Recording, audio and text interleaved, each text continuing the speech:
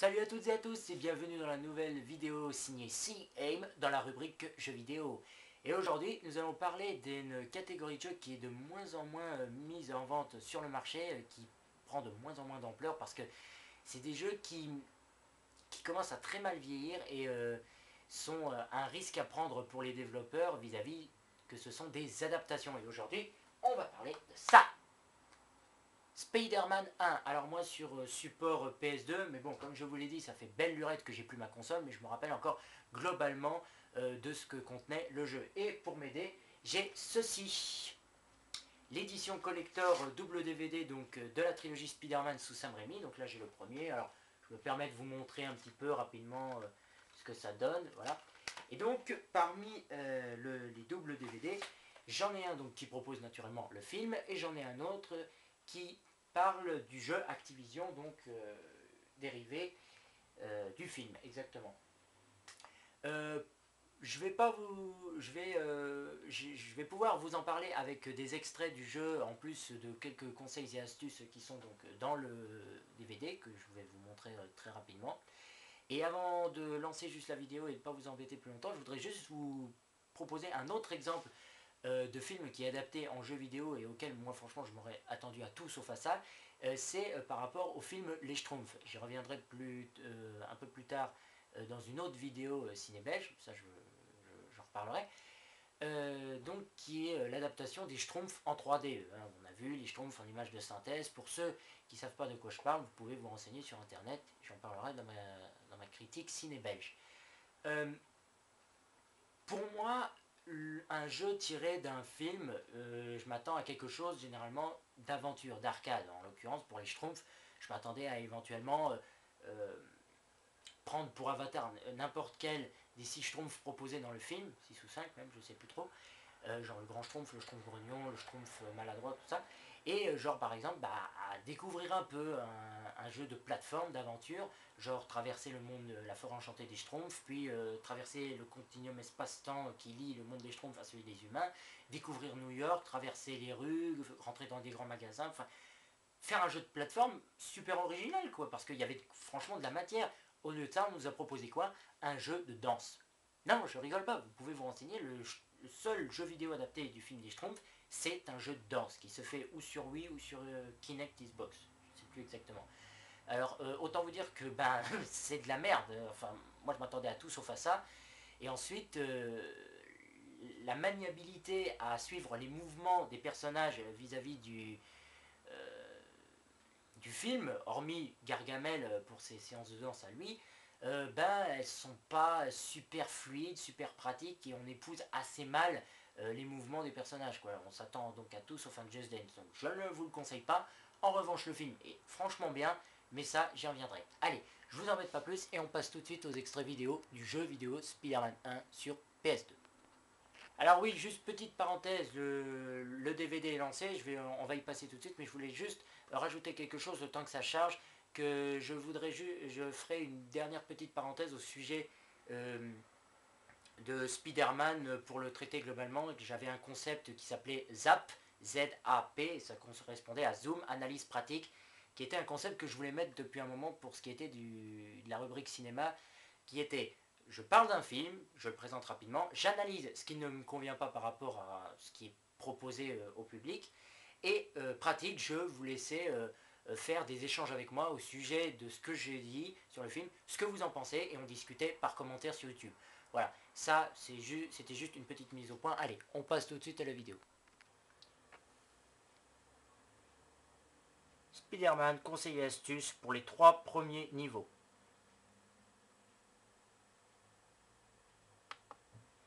Alors, vous m'entendez, je vais faire comme ça, je vais critiquer au fur et à mesure la vidéo en attendant que celle-ci tourne. Il se peut que je mette des fois sur pause, j'espère que l'image vous sera assez nette. Donc voilà, je voulais juste m'excuser au cas où, mais je vous l'ai dit, je prends sur ce que j'ai pu trouver dans le DVD. Voilà, alors on commence tout de suite. Niveau 1, enquête de justice. À la recherche d'informations sur le tueur de votre oncle, vous rencontrez le gang mortel des Skulls. À l'aide de votre compas. Alors ce qu'ils appellent compas, c'est ce que vous pouvez trouver juste ici, là. Voilà, c'est l'araignée avec, enfin votre boussole, quoi. Et ici vous avez une barre, le rouge c'est vous et le bleu c'est normalement vos ennemis que vous êtes censé, dont vous êtes censé vous rapprocher. Normalement, si je ne me trompe pas, sinon c'est l'inverse. Alors, balancez-vous de toit en toit pour affronter le gang des Skulls. Si vous rencontrez une jeune femme qui se fait agresser, sauvez-la et retrouvez son sac pour des points supplémentaires. Alors, voilà où je veux en venir. Déjà, il y a un certain problème, c'est que bon, les missions 1 consisteront globalement à reproduire ce que nous offrait le film, c'est-à-dire la mort de l'oncle Ben, et de rechercher son assassin. Mais bon, ça met quand même un certain temps à commencer. Euh, et puis ensuite, les premiers niveaux vont consister à ça, quoi.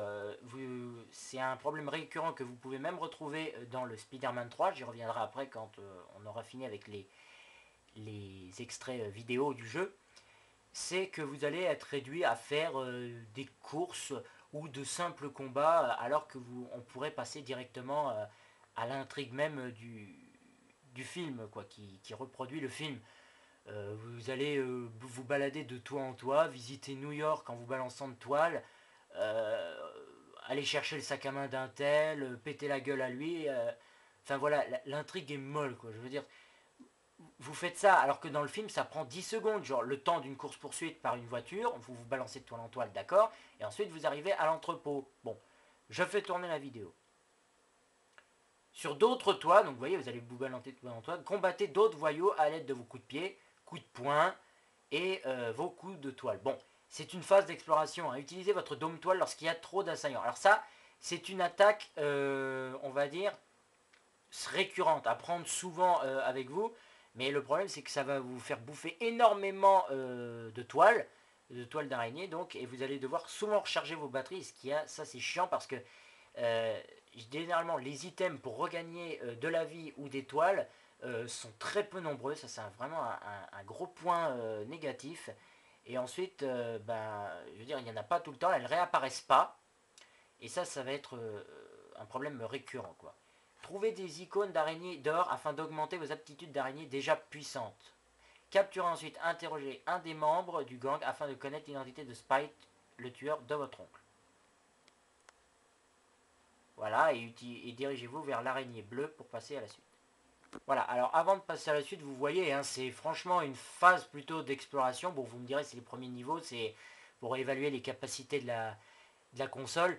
Mais franchement, c'est dommage, quoi, parce que pour moi, c'est mou. Et le niveau qui suit, franchement, est pas des plus simples non plus. Là, on va arriver à un des gros points où moi, j'ai vraiment galéré avant d'entrer dans le vif du jeu, si je puis dire. Niveau 2, poursuite dans l'entrepôt. À l'intérieur de la boutique du gang, Skull, vous êtes en mode indécelable. Si on vous voit, vous perdez le mode indécelable pour le reste du niveau. Donc voilà, déjà, ça va être une phase d'infiltration, donc, et vous allez passer votre temps à vous balader ou au plafond. Et alors ça, c'est vraiment très chiant. Ça, c'est pas le niveau le plus dur dans le mode d'infiltration, mais c'est vraiment, vraiment gonflant. Parce que vous allez vous orienter avec le peu de lumière que vous voyez, vous allez perdre complètement le sens de l'orientation. Vous tournez à gauche, à droite, vous allez vers la lumière, c'est pas bon, vous montez dans les conduits d'aération, vous savez pas si c'est le chemin que vous avez pris, si c'est le deuxième ou le troisième. Vous vous mélangez complètement les pinceaux et c'est d'un chiant. Et alors forcément, à des moments, la caméra bug. Alors ça, je me souviens que je veux dire, je voulais tourner dans un sens, elle me mettait en vue verticale. Enfin, je me voyais de profil marcher au plafond, penser si c'est agréable. Je sais même pas où je m'orientais. Et la plupart du temps, vous êtes obligé de sauter du plafond pour venir vous casser la figure par le gang des Skulls. Ou faut vous battre, donc dans tous les cas, restez en bas parce que vous pourrez que progresser comme ça. Vous devez alors vous battre, c'est marqué, pour progresser dans l'entrepôt. Votre tête brillera grâce au sixième sens Speedy si un danger est imminent. Rampez dans les bouches d'aération et évitez les électricités et les cul-de-sac. Et ben voilà, des cul-de-sac, mais franchement, vous croyez qu'on en a besoin? C'est ça un des problèmes de cette phase d'infiltration. On se mélange totalement les pinceaux, on ne sait pas si c'est le deuxième ou la troisième pièce qu'on a déjà visité, s'il y a un bonus, si on est censé y découvrir quelque chose. C'est vraiment mal foutu. Vos manœuvres mortelles d'impact de toile ont besoin d'être régénérées de coups de pied, de flip-flap, de coups de poing, de gants de toile et évidemment de protection, de dôme. Capturez Voilà, ça c'est l'attaque la plus forte et franchement doivent être utilisées pour vaincre le gang des Skulls. On le sait ça en plus. Ils vont vous attaquer par dizaines, vous avez que ça à faire de les attaquer. Attention, si votre état de santé est critique, trouvez le passage secret derrière les caisses où une icône d'araignée rouge régénérera vos pouvoirs. Voilà, alors ça aussi, je vous l'ai dit, déjà qu'elles vont être peu nombreuses, ces items de régénérescence, elles vont se faire en plus rares, comme je vous l'ai dit. Et en plus, le passage, attention, il n'y a que un passage, hein, je vais vous dire, c'est vraiment mal foutu. Votre succès ultime n'est possible que si vous trouvez le fusible électrique. Alors vous allez devoir, c'est une phase d'infiltration et vous allez devoir tourner en boucle pour trouver un putain de fusible, simplement pour ouvrir une porte. Vous pourriez vous contenter de vaincre les ennemis devant le dernier passage avant d'atteindre le boss. Non, il va falloir tourner en rond, passer dans les bouches d'égout. Ouais. C'est chiant, c'est long, c'est pas amusant. Vous tournez en boucle, ça contrôle la tanière d'entrée. Alors franchement, merci. Voilà, donc déjà c'est pas passionnant. Et bon, ça c'est que les premiers niveaux, mais je vais y revenir avec la lumière en plus pour vous parler franchement de 2-3 autres problèmes qui sont survenus et que pour moi ce jeu est franchement mal adapté vis-à-vis du film. On passe juste au troisième et dernier niveau, on va dire, pour les phases d'infiltration. Voilà. Niveau 3, naissance d'un héros. Vous approchez de Spike, le leader du gang et de la vengeance de votre oncle. Vous rampez au plafond afin d'éviter d'être repéré. Alors voilà, vous voyez, il faut orienter la caméra, savoir où on va, s'aider du peu de lumière qu'il y a, mais c'est mal foutu. Alors, je vous l'ai dit, des fois la caméra plante, je suis obligé de la redresser moi-même. On se mélange à nouveau comme dans les phases d'infiltration, on ne sait pas où on va. Pour rester concentré aussi, je sais pas, c'est mal foutu quoi. Dans la salle de stockage, trouvez une icône d'araignée en or, bon à nouveau pour décupler les forces, bon ça on le sait. Lancez-vous une ligne toile pour éviter la vapeur brûlante, bon ça vous allez comprendre rapidement. Et voilà, alors voilà, utilisez toutes vos aptitudes afin de vaincre 10 membres armés du gang. Alors ça je vais vous dire, c'est même pas une astuce, c'est même pas un conseil, c'est une consigne, ça se voit. Là, le dôme toile. Alors, regardez cette attaque du dôme toile. Regardez-moi ça. Hop. Alors, je sais pas si vous voyez à droite, il y a comme une trace laissée. Alors, je sais même pas si c'est du sang, parce que alors, à ce moment-là, je trouve ce jeu assez gore.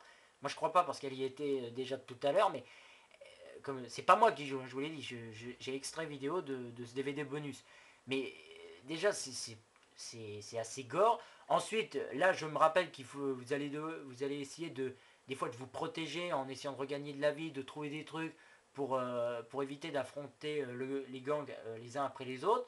Le dôme toile, c'est ce qui vous permet de générer un max de puissance dans les attaques toiles quand ils sont trop nombreux. Donc autant dire que vous allez l'utiliser souvent juste pour gagner du temps, quoi. Et ensuite, vous allez tourner en rond en essayant de régénérer votre vie. Les attaques seront toujours les mêmes. Vous enchaînerez ça sans aucun plaisir, juste dans le but de trouver l'assassin de votre oncle. C'est afin d'obtenir la clé qui ouvre le repère de Spike. Vous arrivez ensuite au boss Spike, vous y trouverez. Dans l'arsenal inclut un fusil à pompe. Alors là, c'est complètement aberrant. Le mec, il a un fusil à pompe et des grenades éblouissantes. Vous fracassez la gueule à des dizaines d'ennemis, à des diverses comment que bras droits ou quoi, des mecs qui sont sous l'ordre de Spike, alors que il n'y a pas ça dans le film. Hein. Moi, je me rappelle pas que le mec, il a une dizaine de mecs sous ses ordres. Hein. Je veux dire, vous infiltrez l'entrepôt et vous essayez juste de lui faire comprendre que voilà, maintenant vous faites la justice et vous voulez lui faire payer la mort de votre oncle. Le mec, vous allez mettre des heures, mais parce que moi je me rappelle, j'ai dû le refaire 3 fois ce boss, même plus, qui sait. Il va mettre des heures. Le mec, il est tout seul, il a un fusil à pompe et des grenades éblouissantes, juste parce que ça, vous allez mettre des plombs à l'avoir. Vous avez vaincu des dizaines de mecs, il est tout seul. Qu'est-ce que c'est que ces conneries? Alors forcément, vous allez essayer de vous protéger en rampant au plafond, utiliser vos manœuvres de combat et votre agilité pour éviter ses attaques. Tu parles, il est tout seul. Pour plus de fluide de toile, régénérez-vous au plafond. Hein, bah oui, on a une araignée au plafond. Ah, meilleur jeu de mots. Tout se trouve là. Et frappez les caisses de marron foncé. Il y a des caisses qui ne font pas partie du décor et qui offrent des trucs. Alors, vous voyez, en plus, j'apprends des choses. Parce que franchement, ça, on me le disait pas. Je veux dire, je l'aurais jamais trouvé. Alors que le jeu, je l'avais acheté avant le film, il me semble. Et franchement, J'apprends quelque chose. Là, franchement, j'aurais pu me faciliter le niveau juste en tapant dans des caisses. Ah ouais, carrément. Ouais. Spike est puissant face aux coups de toile et aux captures. Eh ben, ça vaut le coup d'être un super-héros. Utilisez votre visée pour frapper avec des impacts de toile. La défaite de Spike est le premier pas sur la route de l'anéantissement du mal. Pff, tu parles, fous-moi.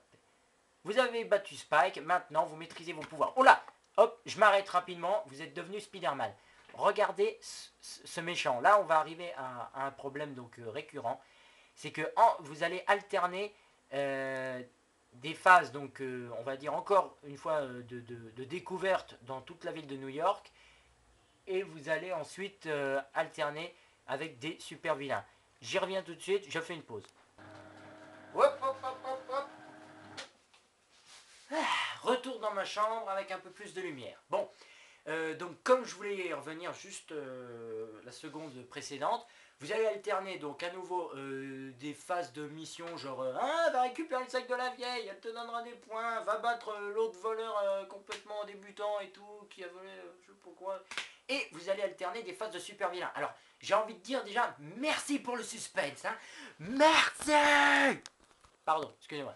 Non, mais c'est vrai, c'est chiant quoi, parce que bon, je vais revenir sur le jeu aussi adapté du film Spider-Man 3, parce que les trois jeux de la licence Sam Raimi ont été adaptés. Mais là, vous allez, donc, comme je vous l'ai dit, alterner les phases de vol, on va dire, voilà, de balancement de toile, hein, parce que en gros, vous allez faire que ça, et les phases avec des super vilains. Et là, merci pour le suspense. Tu découvres tous les super vilains de Spider-Man avant même d'avoir vu les autres films.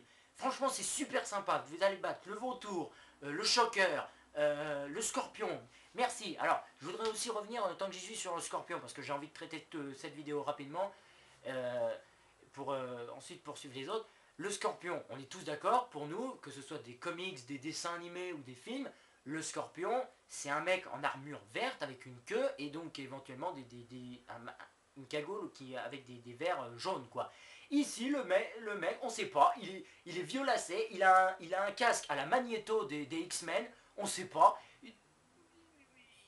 Et alors l'intrigue, putain, j'oublie certainement des trucs, mais je veux vraiment traiter tout, mais l'intrigue, soi-disant, Oscorp poursuit pendant tout le film Spider-Man pour essayer d'y soutirer des pouvoirs, son ADN pour pouvoir faire de super combattants. Mais non, ça respecte pas le film. À quel moment Norman Osborn il se préoccupe de Spider-Man? C'est pas adaptable, c'est pas du tout la version adaptée du film. Par contre, point positif, si je peux faire une parenthèse là-dessus, le point positif, c'est que les séquences vraiment cinématographiques, les belles séquences cinématographiques, sont encore mieux que les séquences cinématographiques de Spider-Man 3. Parce que j'ai pu vaguement tester Spider-Man 3 dans les grandes surfaces de jouets, vous savez, genre Maxi Toys, King Jouets, tout ça. On vous met des fois une console à disposition pour tester un jeu, ou ne serait-ce que pour voir la démo. Là, donc Oscorp, il se préoccupe du scorpion, il essaye aussi d'avoir Spider-Man pour y soutirer ses pouvoirs et tout, mais ça colle pas du tout. Il faut attendre un bon moment avant qu'on revienne vraiment à l'adaptation du film où Norman Osborn devient le Bouffon Vert qui est un super boss, mais super dur à battre, c'est là où je me suis arrêté et où j'ai plus jamais joué. Là, c'était vraiment le seul moment où je me suis dit, ah, je suis de retour dans le film et c'est super compliqué. Si vous revenez un petit peu en arrière dans la vidéo, quand on vous présente les conseils et astuces des 3 premiers jeux, avec les extraits donc, du jeu vidéo, vous remarquerez que Spider-Man se bat contre le Bouffon Vert. Voilà, enfin, ça respecte rien. Et franchement, même des fois, les phases entre les différents niveaux avant d'affronter les boss en tant que super vilain, ils sont pourris. Je reviens à un passage qui m'a notamment marqué avec le choqueur. Donc voilà, donc déjà t'es gâché, hein, tu te dis, voilà, tu vas plus rien affronter, quoi. Et c'est vrai, juste avant de commencer, Spider-Man 3, vous faites plus de missions de reconnaissance entre genre, prends telle photo ici, va à tel endroit pour dégommer machin, va chercher le sac de la vieille, parce que c'est tout ce que comporte le jeu, hein. Il y a juste les deux phases avec les deux boss, les deux super vilains principaux, l'homme sable et Venom. Sinon, vous balancez de toile en toile en mode costume rouge normal ou en mode noir lorsque Spider-Man entre en contact avec le symbiote. Mais c'est tout, mais c'est nul. Et même les vidéos donc cinématographiques, comme je vous ai dit, les personnages, ils sont encore moins bien que dans le 1, dans le jeu adapté du premier film. C'est pas logique. les séquences cinématographiques de Spider-Man 3 en jeu vidéo, on dirait des Sims. Et franchement, je vous jure que je suis pas méchant là. C'est vraiment des Sims. Y a qu'à voir la vidéo d'intro quoi. C'est des Sims. Alors que vous regardez la vidéo du premier Spider-Man, on dirait un Spider-Man en jeu vidéo typique, enfin en image de synthèse, mais bien fait quoi. Donc pour en revenir juste à une séquence du Shocker, à un moment on va se retrouver dans la gare. Et le Shocker va essayer donc de gagner du temps en dégommant un petit peu tout sur son passage. Il va dégommer en partie une colonne où un mec est juste en train de téléphoner, tu sais, et il se rend absolument pas compte. Hein. Genre tout le monde a fui, les gardes, la police est venue, tout le monde se rend compte que c'est le bordel intégral dans la gare, sauf le mec qui est au téléphone. Il est déjà pas crédible une seconde. Et alors, et là, vous avez une mission, c'est de vous déplacer jusqu'au type, de vous balancer de toile en toile pour aller sauver le type et le mettre à quelques mètres de là. À quelques mètres, je veux dire, de la chute du pylône. Sérieux, le mec, il peut pas se bouger, on a que ça à foutre de régler les problèmes des autres. Genre, la nana cherchait son sac, mais franchement, c'est à même pas 1 mètre à côté d'elle. Elle peut pas aller le chercher tout seul, la poufiasse. Excusez-moi, je deviens violent, mais le mec, il se rend pas compte qu'il y a un pylône qui va lui tomber sur la gueule. Franchement, il peut se déplacer, quoi, merde. Ensuite, donc, vous allez poursuivre dans les tunnels à la recherche des ennemis et tout, avant de les affronter en face. Mais voilà, quoi, ça nique tout le suspense. Je veux dire, à ce moment-là, il n'y a plus raison de faire d'adapter les jeux vidéo Spider-Man. Parce que dans Octopus, enfin le Spider-Man 2 adapté en jeu vidéo, je ne l'ai pas testé, mais à ce moment-là, il est déjà tout seul. Alors, il va constituer quoi 10% du jeu vidéo lorsqu'on va se faire les combats et le combat final. Alors il sert à quoi les 90 autres? Je veux dire, je me demande franchement à quoi ils ressemblent quoi.